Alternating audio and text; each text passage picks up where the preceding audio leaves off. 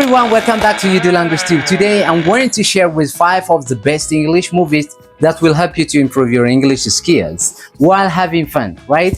እንደምን አላችሁ ወደ ቻናሌ ቤተሰቦች። ዛሬ እንግዲህ ይዤላችሁ የመጣሁት ቶፕ 5 የሚባሉ እንግሊዘኛን ለመማር በጣም የሚያግዟችሁ ምርጥ 5 የፊልም አይነቶችና ስም ዝርዝራቸውን እንዲሁም ጀነራቸውን ነግራችኋለሁ ማለት ነው።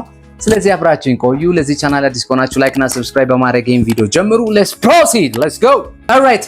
Let's jump to the list of the movies. Number 1 is the movie titled The Pursuit of Happiness.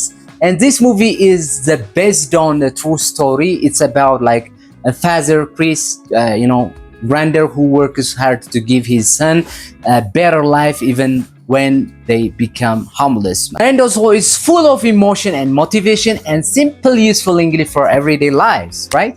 እንግዲህ ይህ ፊልም በእውነተኛ ታሪክ ላይ የተመሰረተ ሲሆን ቤት አልባ በሆኑበት ጊዜ እንግዲህ አባት ለልጁ የተሻለ ኑሮን ለመስጠት ሲል ጠንክሮ የሚሰራ የአንድን አባት ወይም ታታሪ አባት ክሪስ ጋርደን የሚባል ታሪክ የሚያወራ ነው ማለት ነው።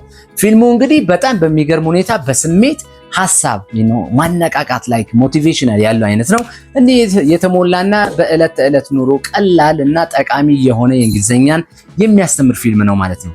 ለዚህ የመጀመሪያውን ፊልም እንድታዩት ሰጀስት አደርጋለሁ። እንግዲህ ምርጥ ፊልም እንድታዩት ጋብዛችኋለሁ። The Pursuit of Happiness የመጀመሪያችን ነው ማለት ነው። All right, the second one is እንግዲህ Forrest Gump የሚባል ነው። This movie is a heartwarming story of Forrest, a man with a low IQ who becomes part of some of America's biggest moment in history, right? The speech is slow and clear, perfect for learning and listening as well. And also learning English is a very good movie that I suggest for you guys. እንግዲህ ፎረስት ጋም የሚባለው ፊልም ማለት ነው ዝቅተኛ የአይኪው ደረጃ ያለው ፎረስት የተባለ ሰው የአሜሪካ ታላላቅ ታሪካዊ ክስተቶች አካል ስለመሆኑ የሚያሳይ ልብ የሚነካ ታሪክ ነው ማለት ነው። ስለዚህ ንግግሩ ረጋ ያለና እንዲሁም ደግሞ ግልጽ ስለሆነ ለእንግሊዘኛ ተማሪዎች ለመረዳት ለመማር ፍጹም ተስማሚ የሆነ ምርጥ ሙቪ ነው ማለት ነው። ስለዚህ በሁለተኛ ደረጃ እንድታዩት ፎረስት ጋምን ሰጀስት አደርጋችኋለሁ ማለት ነው። The third one is The Intern. The Intern is a senior citizen named Ben joined as a fashion company as an intern. He becomes close with the young COA agents. And also we learn about friendship and work culture. It's a great film for modern everyday English. እንግዲህ ቤን የተባለ አንድ አዛውንት ወይም የፋሽን ኩባንያን እንደ ኢንተር ይቀላቀላል ማለት ነው። የሰውዬ እንግዲህ ከዛ በኋላ ከአንዲት ወጣት ጋር ወይም ከሲኦ ጋር ዋና ስራ አስኪያጅ ጋር ግንኙነት ይጀምራል ማለት ነው። እንደገናም ደግሞ ስለ ጓደኝነትና ስለ ስራ ባህል በደንብ አድርገን የምንማርበት ፊልም ነው ማለት ነው። ለዘመናዊ እንዲሁም ለዕለት ተዕለት እንግሊዘኛ በጣም ጥሩና ምርጥ የሆነ ፊልም ይሄ ነው ማለት ነው። በሶስተኛ ደረጃ ላይ ሰጀስት ማድረጋችሁ ይህንን ፊልም ነው ማለት ነው። All right, number 4 is Finding Nemo የሚባል ፊልም ነው. This is an animated movie, but don't let that fool you because it's funny and emotional and very easy to understand, right? Perfect if you are a beginner or wanted to learn English with your babies, with your kids especially. I suggest this one is a very nice and very interesting movie. ይህ እንግዲህ የአኒሜሽን ፊልም ቢሆንም እንዳያታልላችሁ ማለት ነው። በጣም አስቂኝና ስሜታዊና ለመረዳት በጣም ቀላል የሆነ ነው ማለት ነው። ፊልሙን በአማርኛ ለመረዳት እነን እንግዲህ ፊልም በጣም ቀለል ስለሚል ጀማሪም ከሆኑ ወይም ከልጆቻችሁ ጋር እንግሊዘኛን ለመማር የሚፈልግ ማንኛውም ሰው ሊያየው የሚገባ ምርጥ ፊልም ነው ማለት ነው። ራይት ስለዚህ እንድታዩት በአራተኛ ደረጃ ሰጀስት አደርጋችኋለሁ ማለት ነው። The fifth one is and the last one is The King's Speech. So this movie is a story of a king, George VI, who has to give a big public speech. But he has a stammer, right? He works with a speech coach to improve.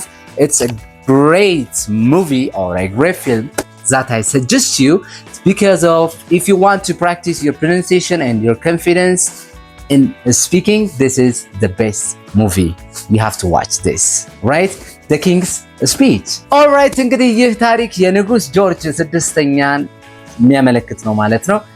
እሱም ደግሞ ትልቅ የህዝብ ንግግር ማድረግ የነበረበት ሰዓት ነበረ። ነገር ግን የንግግር መዘጋት ወይም ስታምበር ነበረበት። ስኪንጉ ሰው ንግግሩን ለማሻሻል ከንግግር አሰልጣኝ ጋር ይሰራል። ሰው እንደዚህ የሚያትትና የሚተርክ ሙቪ ነው ማለት ነው። ምርጥ የሆነ ፊልም ነው ማለት ነው። ምክንያቱም አነጋገራችሁን ፕሮናንሲዬሽናችሁን ለማሳደግ በራስ የመተማመናችሁን የሚጨምርላችሁ እንዲሁም በራስ ለመተማመን እኛስ ምን ማድረግ አለብን የሚለውን ምክር የሚሰጠን ወይም እንድንለማመድ ከፈለጋችሁ በጣም ምርጥ የሆነ ፊልም ነው ማለት ነው። The King's Speech የሚለውን ፊልም እንድታዩት በአምስተኛ ደረጃ መክራችኋለሁ ማለት ነው። So I have a tip for you guys to tell you at the end። የምነግራችሁ እንግዲህ ይህን ፊልሞች ከመጨረሻችን በፊት እነዚህን ፊልሞች ስታዩ ማድረግ ያለባችሁ ምንድናቸው የሚለውን ደግሞ አሁን እነግራችኋለሁ። Alright, here is a tip to learn while watching these movies.